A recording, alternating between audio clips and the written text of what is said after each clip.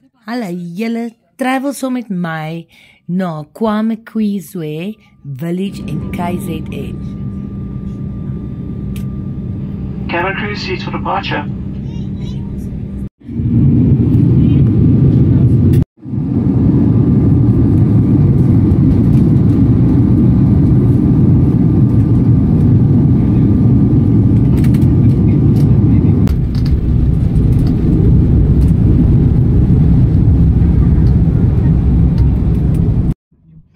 Ons het nou vandag in die pad gespring van Holwick af en 'n uur en 'n half gery na die KwaMeKwezwe Village.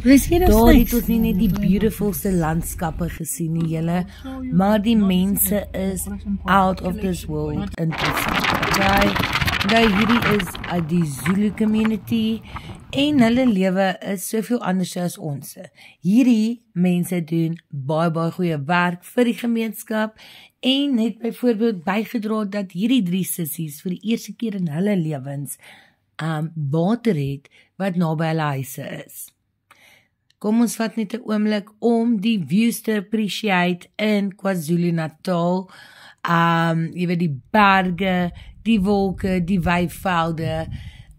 Een ding wat vir my verskriklik oplettend is al is hierdie 'n rural gemeenskap, hulle word nie deur 'n munisipaliteit geservice nie en hulle strate, hulle omgewing is baie mooier as die in die stad. Ek love it. Ek praat van die stad, dit is tyd om die huis toe te gaan en daar vat ek my goedjies en vlieg huis toe, nie in my moeder nie. Fluit.